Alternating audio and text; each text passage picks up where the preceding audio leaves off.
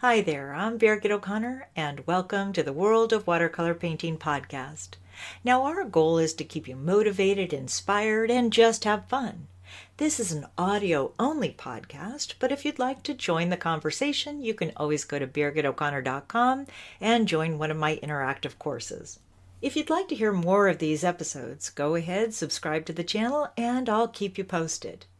Or if you'd like to contact me, you can go to birgitoconnor.com, send me an email, or find me on Facebook and Instagram. In this episode, we're taking a look at how to choose an image for a competition, along with some really fascinating ideas of how to go about posting some work on Etsy and make it downloadable, so you can create some passive income. So let's get started and have some fun. So Marjorie, you're entering into a show, so tell me about it. Yeah, this is it's a local show, and I've participated in it, well, I guess for the last 3 or 4 years.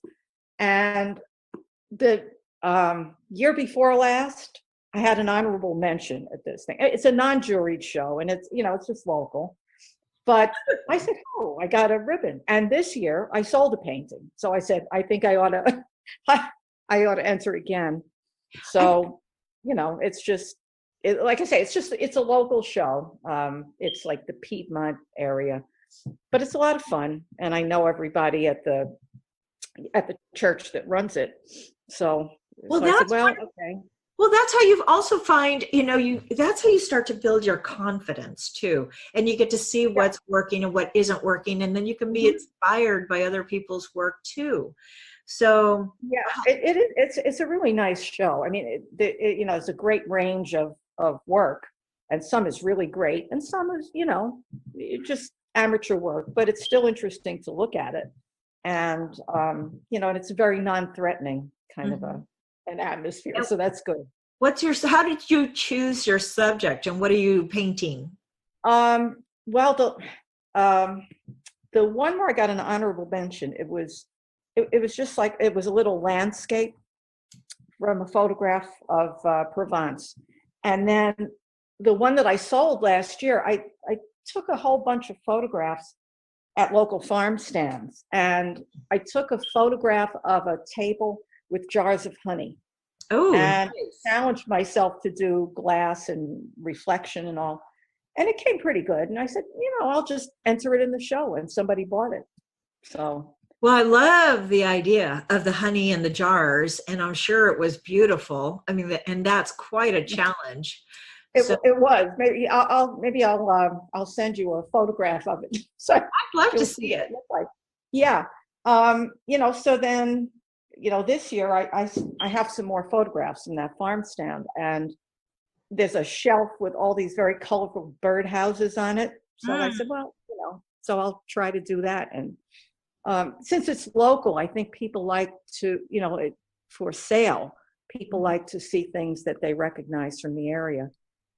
That's a really, really good point. So if you're doing like a local show, and if you want to sell your work, or even if you're not in a competition, or is this yeah, it's a competition that you're doing because like Well, yeah, I mean, they give awards and things, but it's a sale show. Mhm. But something that people, if you're doing something to sell, something that's identifiable for the local people is what will sell well. Yeah, that's so I said, well, I like to see if I can sell something else. So I'll do, another sort of local color kind of. Sounds beautiful with your So bird houses I and just, all that. yeah, and I'm using a lot of the techniques that, we did the rock sand and sea glass. Mm-hmm. I'm kind of incorporating a lot of, that technique, not overworking it, because I I tend to overwork. Are you going So to join me again in this next class? We have right now. I have Bullrich saturated flowers, and then uh-huh. we're going to have the Roxanne and Sea Glass coming up next weekend, and then beyond that, Waves and Water. And Beth and I were just talking about Yeah. how I'm going to do another session of develop your own paintings. Yeah. Since you record everything, I can still kind of follow along when I when I get a chance to do it. Well, I always enjoy having you, and it's always so fun talking to you. And I can't believe that your reception is working so well today. Well, you know, well, I mean, this was like a nightmare. And I said, what's wrong with the network? Because it used to work fine, and then it stopped working.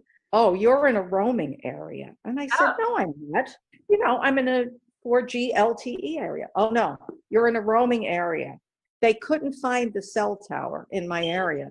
Now I can see it from my house. It's 1.5 miles away. And I said, well, I can see it from here. And they said, it doesn't show up on our screen.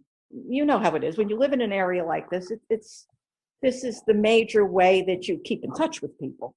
I did a workshop with you in Myrtle Beach. Oh, yeah, loved it there. Yeah, it was great. But I'll tell you, I almost like the ones that you do online better, because you know, like, you don't have to sort of get everything done in 5 days or whatever. So there's more time to sort of work through things, and you still have the personal contact. You know, I could still talk with you and everybody else. Well, you know, it's like I work harder being at home than I did traveling, in a way, because, you know, I just have to go. I mean, that to me is a vacation. You know, it's like I worked hard, but I would go around, and then we would go out and have dinner after, and it was just fun. Yeah. That is the advantage. I mean, you know. Yeah, that's a vacation. This is just harder on myself, but I do love that I have everything here. And I, like yesterday, we had somebody from, had Mary from, and she's been in some of the other classes too, Mary from Ireland, and then Sylvia from England, and we've got people from all over the world. That's what I love about this, is that we really can connect everybody. And yeah. I mean, and it, you know, it's interesting to see, you know, everybody else's work when they post it. Sometimes it's harder in a workshop setting. Well, you know, here everybody's got it posted, and then I can hear the critiques and everything, and I found that really helpful. Well, I had so many people submit multiple paintings of the same one that made it very difficult for me. You know, it was just an awful lot of work. So I have to make some changes. You know, one submission of a lesson. So that would be one thing. Yeah. But then I've got some people that don't want to go through all the submissions. They just want to see a demonstration. So trying to figure out how to balance all that. So it's really interesting for me to hear what you're saying, is that you find the critiques helpful. I think they're really helpful. Yeah, because, you know, other people, sometimes they share the same difficulty you're having. Right. Other times it's just a different approach and a different style, and so you get ideas by seeing other people's work. And I think, you know, a lot of people that do workshops all the time, their work gets stale. There's never anything new to learn.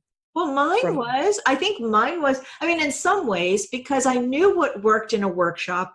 I knew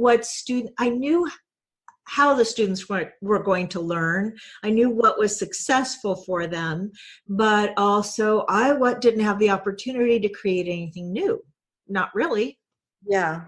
It's and sometimes to do that, you just have to step back and say no to a lot of things. Right. And the other thing too, well, there are a lot of instructors that will go into a workshop and then they're doing their own painting, which is great. But the problem is then the student doesn't know how to follow them. So, you know, so trying to. And that's why, you know, the discussions that we have and, you know, the input from everybody else is interesting to me, because, you know, at this point, I want to retire once I get everything paid off, and you can do, you know, like art fairs, and, you know, it's like, but you can't do everything. So, you know, now I'm at the point where I'm saying, all right, what do I really like to do, and which direction do I want to go in? And so not sure. You also mentioned the art fairs. Now that would be another conversation. We started that conversation before, but I want to continue that conversation. from some of the other meetings that we've had, and just develop that more like what we're doing right now. I mean, like, I really thought that I would try to do this little conversation by myself, and I thought, I can't do it. I can't talk to myself like this. I keep saying, hi, I'm Birgit O'Connor. Hi, I'm Birgit O'Connor. Hi, I'm Birgit. I can't get past that. I can't get past it. So it helps me to have that conversation, you know. Yeah. Well, I mean, it works both ways. It's just, I mean, my big problem, and you probably have gone through it in some form yourself. It's just like, what direction do I want to go in? There's a million possibilities. I mean, Well, some people never think of anything, and then others, we think of too much. well, I think of a ton of things now. Being home and not traveling as much, I am flooded with ideas, which I want to implement. And I also know, I mean, I can make a note of it, but I'm a very action-oriented person. And if I don't take action, then it's not going to happen. And there's so many people that will have an idea or a desire to do something, and they don't do anything about it because they think they're never ready. When are you ever ready? You got to do it. No, and some of the things you do, it's like, doing this art journaling thing online. I said, well, maybe it'll work, maybe it won't. But if I don't do it, it definitely won't work. Exactly. So, it's just. But you also know, it was interesting what you just said there, because you also know that people will think, well, they don't get started, because if they get started, they're afraid of failure. So yeah, well, yeah. If you failed a few times, then you're not afraid of it anymore. You just pick up and do something else. Just like when I'm thinking about like that membership option, I thought, oh my gosh, I've spent an enormous time thinking about this huge amount. And I thought, so I'm hitting a wall. I know logically, then, okay, stop. Don't continue with this. Maybe later, if I don't have clarity, stop hitting your head against a wall. And yeah, I'm beginning to think that, maybe that's not the best use of your time. No, because I think editing the portraits, I've got some flowers that I want to do for Mother's Day, which are wonderful if I can pull that together. We've also got the Fearless Flower course that I wanted to promote and all this, and I've got 3 courses this month. But I know how they run. I know the courses that are going to get a ton of people. And that's great, but it can be an awful lot of work. Yeah. Well, and that's what I say, do you really want to prioritize low commitment people? I wonder how reliable that is, because these are people that kind of come and go. It was a nightmare. When I first started, I had a membership option, and it really, bottom line, was a nightmare. As I took some of my older paintings and kind of, cropped them and did whatever in Photoshop and put them on Etsy as digital downloads. Oh, well, you know what? That's a very interesting, because I've talked about Etsy before, but I never thought about it. What do you mean a digital download? Like what? Well, I take the paintings and I photograph them, and then they can download, in like for $5, they can download that file and print it out for themselves. So they have an art print. Have people done that? Well, I just started doing it, and I've got some people, looking at it, but I mean, I really need to market it better. But I think that's a fascinating idea, because instead of like having to go through the trouble, again, here we have that issue, like in the very, I'm thinking of 2 things at one time. I think it's a fascinating idea that you don't have to deal with the shipping and the print and all that, and they can just print it out themselves. Right. And that would be almost like, not really like, it's just, I think that's a fascinating thing. And, and it's low commitment, like people who just want a print to put up, somewhere, like in their office. I'm curious how that's going to work. They don't want to spend, upwards of $100 for a painting. So is it a 5x7, or what is that? Is a fascinating. I did it in 3 different formats. I sized it you put in 3 different JPEG files, and at different sizes, so they can print it out like 5 by 7, 8 by 10, and 11 by 15, something like that. So 15, so okay. for $5, they can download all 3 files, and they can print it out themselves. So they can do it on just regular paper. They can take it to someplace and have a giclée made. I mean, they could do whatever they want. They get the file for $5. And I have a whole bunch of old paintings and stuff. And I said, well, they're not great, but some of them are okay. So I said, well, I'll just put them up there. If somebody wants to buy it, great. Because one of the things, like in one of our last meetings, one of them, or for a podcast, we were talking about websites, and somebody was very concerned that the quality of their work would be diminished if they put it on products.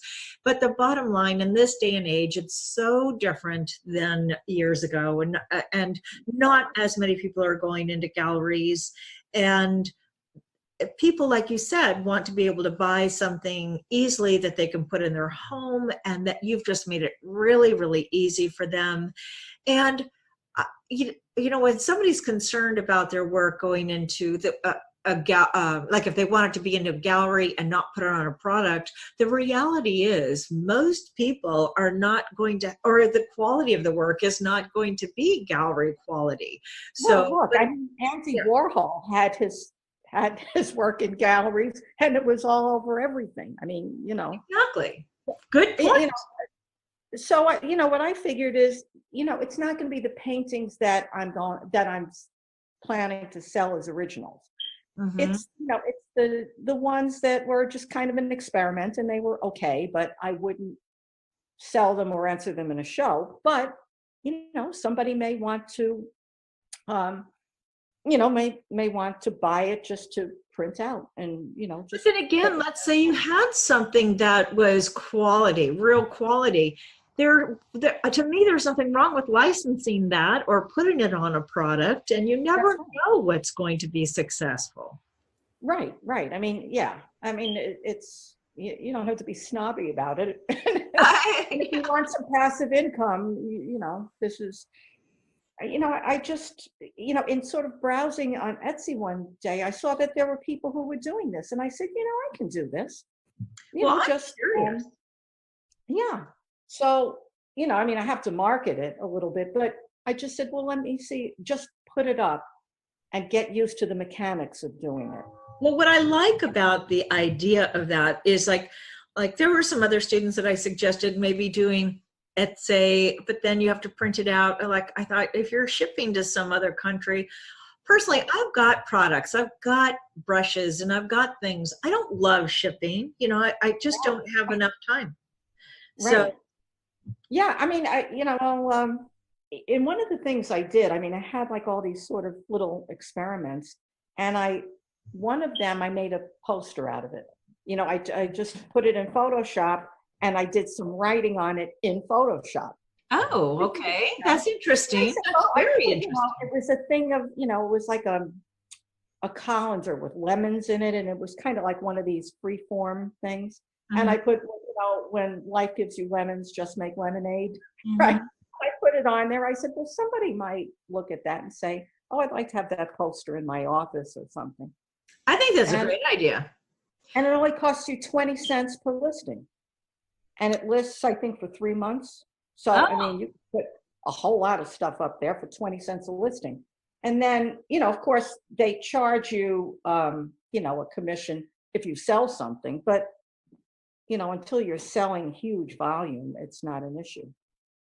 Well, I'm also thinking that there's because since you're putting that thought on the photograph or on the painting, the photograph of the painting, you could also license it. Like when it comes to a stock photography or stock images. Yeah. I mean, I have to, like I say, I'm just kind of playing with the idea now. Oh, you've got a lot of good ideas. And this is a low cost, low risk experiment. That's what we like. We don't need to. I think that's a really excellent way of starting. That's how I started. I never paid for ad. I mean, now I'll pay for some advertising now and then, but in the beginning, I didn't pay for anything. I figured that it needed to sort of pay for itself and just kind of Mhm. Yeah, um, yeah. look for where you can get the free advertising. Really. Right. I mean, I think, the one thing about Etsy, there's a million people with paintings and all that other stuff. So it's a question of visibility. Right. But right now, I'm not worried about the visibility so much. I just want to know that I can get it to work and I know how it works and I know how to post things and I understand the payment and everything else. And the So, Etsy price point, I think, is better under $24, isn't it? yeah, yeah, it's, yeah. And that's why I said, well, so $5 for a download. I mean, this is Well, it, it's interesting. And then we also talked about other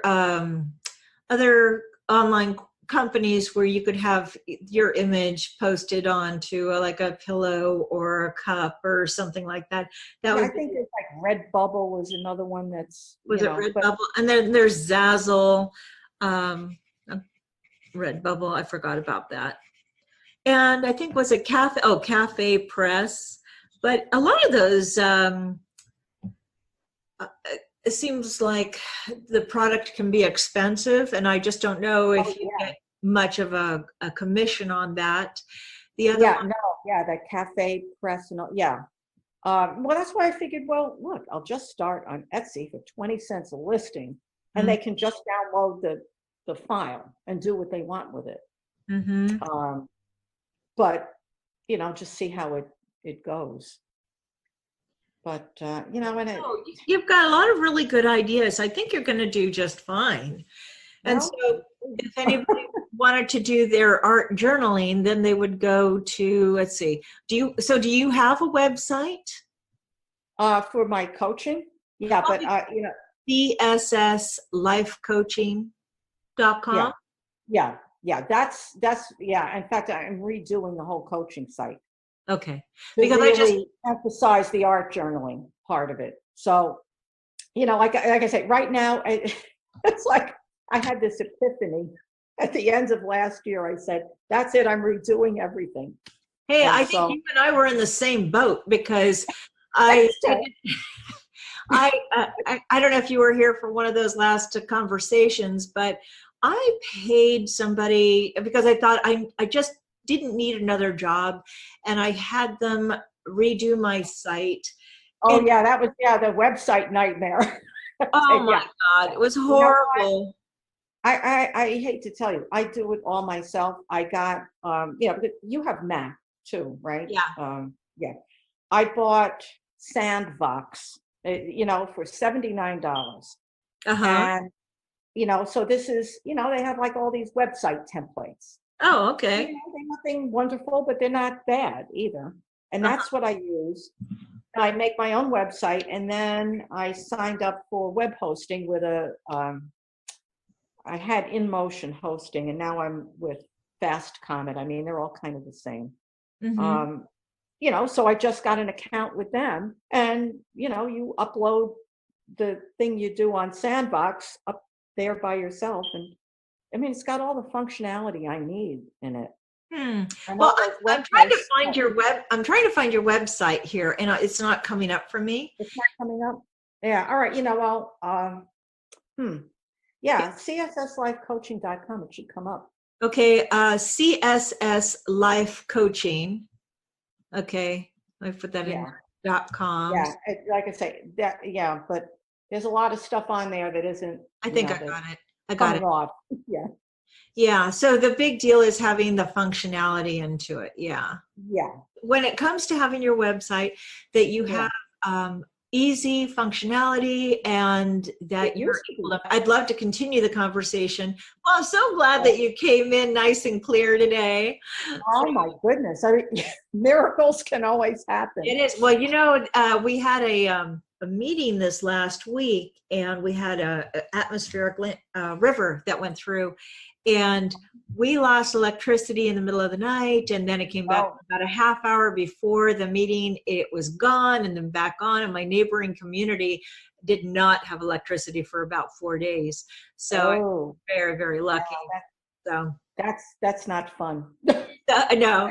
Hey, so okay, I'm going to let you go in just a second. So now, are you in any of my upcoming courses? I'm going to probably do develop your own paintings. That fills up very quickly, and I'm only going to allow maybe 12 students in there. So, okay, all right. So I'm going to let you go for now, and then I hope to catch up with you soon. And I'll keep you posted. And good luck on your course there. I think that you've got a great start on that. It's always a challenge trying to figure out what's going to work. Thank you so much. I really enjoyed it. I'm glad that you came in and we had an opportunity to talk. Yeah, I know. It's like I say, it's a miracle, but it was meant to be today. It was meant to be. Now that concludes today's episode, and I hope that you enjoyed the conversation. If you're interested in becoming one of my students, please go to BirgitO'Connor.com and take a free course or an interactive or non-interactive course, whatever works the best for you. Or maybe I'll see you live in one of my workshops. You can always find the schedule on my website. And to hear more of these podcast episodes, make sure to subscribe to the channel and I'll keep you posted. So until next time, have fun and happy painting.